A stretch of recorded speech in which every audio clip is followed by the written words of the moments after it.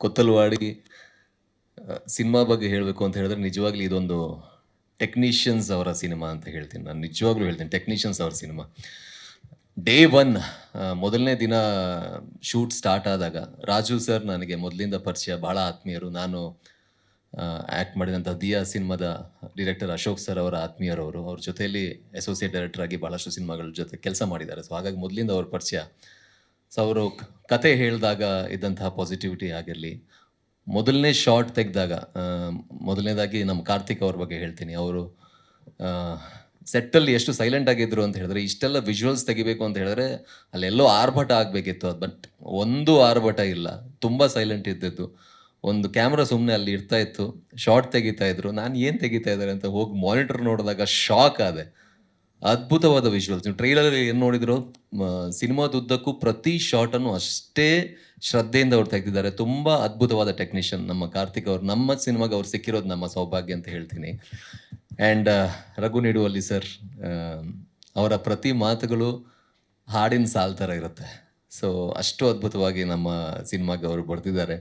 ಖುಷಿ ಇದೆ. ನನಗೆ ಬಹಳ ಭಯ ಇತ್ತು. ನಾನು ಕರಾವಳಿ ಭಾಗದವನು, ಹಾಗಾಗಿ ಮಂಡ್ಯ ಶೈಲಿಯ ಕನ್ನಡ ಮಾತಾಡೋದಕ್ಕೆ ಬಹಳ ಭಯ ಇತ್ತು. ಬಟ್ ಅವರ ಸಾಲ್ಗಳು ಯಾವ ರೀತಿ ಇತ್ತು ಅಂತ ಹೇಳಿದ್ರೆ, ಅದು ತನ್ನಂತಾನಾಗೆ ನನ್ನ ಬಾಯಲ್ಲಿ ಬಂದ್ಬಿಡ್ತು. ಆ್ಯಂಡ್ ಅಸಿಸ್ಟೆಂಟ್ ಡೈರೆಕ್ಟರ್ಸ್ ಆಗಲಿ ಬಹಳ ಹೆಲ್ಪ್ ಮಾಡಿದ್ರು ನನಗೆ.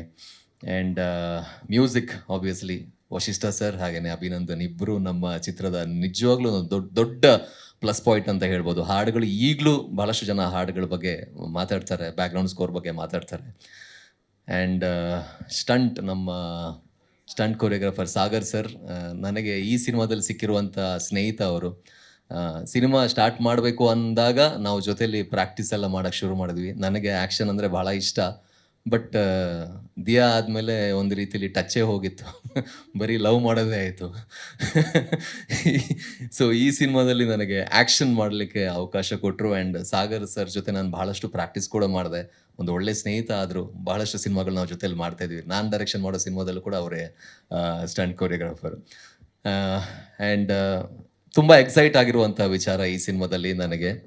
ನೋ ಅಫೆನ್ಸ್ ಟು ಕಾವ್ಯ ಅವರು ಹೀರೋಯಿನ್ ಅಂತ ನನಗೆ ಆಮೇಲೆ ಗೊತ್ತಾಗಿದ್ದು. ಅದಕ್ಕಿಂತ ಮೊದಲು ನನ್ನ ಜೊತೆ ಪಾತ್ರ ಮಾಡೋದಕ್ಕೆ ಇದ್ದಿದ್ದು ಗೋಪಾಲ್ ಕೃಷ್ಣ ದೇಶಪಾಂಡೆ ಸರ್. ನಾನು ಮನಸಾರೆ ಅವ್ರು ಇಲ್ಲಿದ್ದಾರೆ ಅಂತ ನಾನು ಹೇಳ್ತಿಲ್ಲ, ಮನಸಾರೆ ನಾನು ಭಾಳ ದೊಡ್ಡ ಫ್ಯಾನ್. ಇವರು ತುಂಬ ದೊಡ್ಡ ಫ್ಯಾನ್. ನಮ್ಮ ಕನ್ನಡ ಚಿತ್ರರಂಗಕ್ಕೆ ಇರುವಂತಹ ದೊಡ್ಡ ಆಸ್ತಿ, ಅಭಿನಯದ ವಿಚಾರದಲ್ಲಿ ತುಂಬ ದೊಡ್ಡ ಆಸ್ತಿ. ಅವ್ರು ಮಾತಾಡೋದೆಲ್ಲ ಕಡಿಮೆ, ಪ್ರೋಗ್ರಾಮ್ ಹೋಗೋದು ಕಡಿಮೆ, ಇಂಟರ್ವ್ಯೂ ಹೋಗೋದು ಕಡಿಮೆ. ಬಟ್ ಅವರ ಅಭಿನಯ, ಅವರ ಕಣ್ಣುಗಳು, ಅವರ ವಾಯ್ಸ್, ಅವರ ಶಾರೀರ ಎಲ್ಲ ಮಾತಾಡುತ್ತೆ ಸಿನಿಮಾದಲ್ಲಿ. ಅಂಥ ಅದ್ಭುತವಾದ ಪ್ರತಿಭೆ ನಮ್ಮ ಕನ್ನಡ ಚಿತ್ರರಂಗ ಸಿಕ್ಕಿರೋದು ನನಗೆ ಬಹಳ ಹೆಮ್ಮೆ ಇದೆ ಸರ್. ಆ್ಯಂಡ್ ನಾನು ತುಂಬ ಎಕ್ಸೈಟ್ ಆಗಿದೆ ಸಿನಿಮಾ ಮಾಡ್ತಾ. ಅವರು ಇದ್ದಾರೆ ಅಂತ ಹೇಳಿದಾಗಲೇ ನನಗೊಂಥರ ಪ್ರತಿ ಸೀನ್ಗಳು ನಾನು ಭಾಳ ಎಕ್ಸೈಟ್ ಆಗಿ ಮಾಡಿದ್ದೀನಿ. ಇನ್ನಷ್ಟು ಬಹಳಷ್ಟು ಸಿನಿಮಾಗಳು ಇವ್ರ ಜೊತೆ ಮಾಡಬೇಕು, ಆ ಅವಕಾಶ ನಂಗೆ ಸಿಗಬೇಕು ಅನ್ನೋದನ್ನ ಆಶಯ. ರಾಜೇಶ್ ನಟ್ರಂಗ್ ಸರ್ ಆಗಿರಲಿ, Raghu Ramanakoppa sir, Mansi Sudhir ma'am, Bal Rajwadi sir, ಎಲ್ಲರೂ ಅದ್ಭುತವಾಗಿ ಆ್ಯಕ್ಟ್ ಮಾಡಿದ್ದಾರೆ. ಕಾವ್ಯ ಈ ಸಿನಿಮಾದಲ್ಲಿ ಅವರ ಸಿಲ್ವರ್ ಸ್ಕ್ರೀನ್ ಜರ್ನಿಯನ್ನು ಸ್ಟಾರ್ಟ್ ಮಾಡ್ತಾ ಇದ್ದಾರೆ. ತುಂಬ ಶ್ರದ್ಧೆ ಇರುವಂಥ ನಟಿಯವರು, ಅದ್ಭುತವಾಗಿ ಪರ್ಫಾರ್ಮ್ ಮಾಡಿದ್ದಾರೆ. ನನಗೆ 2-3 ಸೀನಲ್ಲಿ ನಾನು ಅದು ಮೆನ್ಷನ್ ಮಾಡಿದ್ದು ಇದೆ. ನಾನು ಸುಮ್ಮನೆ ಹೀಗೆ ಸ್ವಲ್ಪ ಓಕೆ ಆರಾಮ್ಸೆ ಮಾಡೋಣ ಅಂತ ಹೇಳಿದಾಗ ಇವರು ಅದ್ಭುತವಾಗಿ ಪರ್ಫಾರ್ಮ್ ಮಾಡೋಕ್ಕೆ ಶುರು ಮಾಡಿದಾಗ ನನಗೊಂದು ಸ್ವಲ್ಪ ಭಯ ಅಯ್ಯೋ ಸ್ವಲ್ಪ ನಾನು ಮೈ ಕೊಡಬೇಕಲ್ಲ ಅಂತ ಆಗಿರೋ ಸನ್ನಿವೇಶ ಕೂಡ ಇದೆ. ನಿಮಗೂ ಒಳ್ಳೇದಾಗಲಿ. ಆ್ಯಂಡ್ ಶ್ರೀರಾಜ್ ಸರ್, ಎಲ್ಲಿ ಕಾಣಿಸ್ತಿಲ್ಲ, ಅವರು ಎಲ್ಲ ಒಳಗಿದ್ದಾರೆ. ಅವ್ರು ಕಾಣಿಸೋದೇ ಇಲ್ಲ ಯಾವಾಗಲೂ. ಅವ್ರ ಕತೆ ಹೇಳಿದಾಗಲೇ ನನಗೊಂಥರ ನಾನು ಟೀಸರ್ ಲಾಂಚಲ್ಲೂ ಹೇಳಿದ್ದೆ, ನನ್ನ ಮಗಳು ಸಡನ್ನಾಗಿ ಅವ್ರ ಹತ್ರ ಫುಲ್ ಕನೆಕ್ಟ್ ಆಗಿಬಿಟ್ಲು.